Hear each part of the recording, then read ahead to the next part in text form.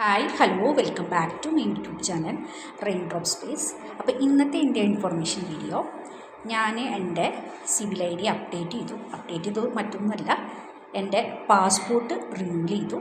അപ്പോൾ പുതിയ പാസ്പോർട്ട് വന്നപ്പോൾ അത് അപ്ഡേഷൻ ചെയ്യേണ്ട ആവശ്യമുണ്ടായിരുന്നു. അപ്പോൾ പുതിയ പാസ്പോർട്ട് സിവിൽ ഐ ഡിയിലോട്ട് ഞാൻ അപ്ഡേറ്റ് ചെയ്തപ്പോൾ എനിക്ക് പുതിയ സിവിൽ ഐ ഡി ഇഷ്യൂ ആയിട്ടുണ്ട്. അപ്പോൾ പ്രസൻ്റ്ലി ഉള്ള എൻ്റെ സിവിൽ ഐ ഡിയിൽ പാസ്പോർട്ട് നമ്പറും എന്താ പറയുക പഴയതാണ് കിടക്കുന്നത്. അപ്പോൾ പുതിയത് അപ്ഡേറ്റ് ആയിട്ടുണ്ട്. അപ്പോൾ എനിക്കത് പോയിട്ടൊന്ന് എടുക്കണം.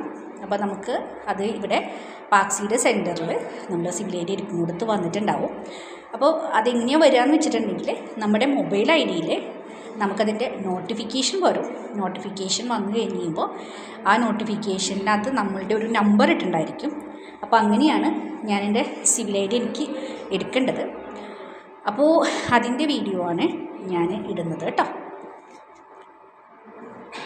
അപ്പോൾ സൗത്ത് സുബഹയ മിഷൻ നമ്പർ 77 എനിക്ക് നോട്ടിഫിക്കേഷൻ വന്നിട്ടുള്ളത്. അപ്പോൾ ഞാൻ സിവിൽ ഐ ഡിയിൽ മൊബൈൽ ഐ ഡിയിൽ മാത്രമല്ല നമ്മുടെ സാഹിൽ ആപ്പിലും വരുന്നുണ്ട്. അപ്പോൾ അതിലും നമുക്ക് ഈ നോട്ടിഫിക്കേഷൻ വരുന്നതായിരുന്നു കേട്ടോ. പബ്ലിക് അതോറിറ്റി ഓഫ് സിവിൽ ഇൻഫർമേഷൻ്റെ സൗത്ത് സുബഹയിലാണ് നമ്മളിപ്പോൾ പോകുന്നത്. അപ്പോൾ അവിടെ നമ്മൾ ഇതുപോലെയാണ് കാണുന്നത് കേട്ടോ.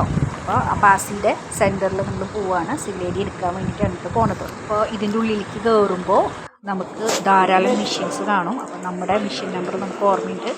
അപ്പോൾ ആ നമ്പറിൽ 77 ആണ് എൻ്റെ നമ്പർ. അപ്പോൾ ആ മിഷൻ്റെ അവിടെ എത്തി കഴിയുമ്പോൾ അതിൽ റൈറ്റ് സൈഡിൽ കാർഡ് ഇൻസേർട്ട് ചെയ്യാൻ പറയും. അവിടെ ഇൻസേർട്ട് ചെയ്ത് വെയിറ്റ് ചെയ്യാം.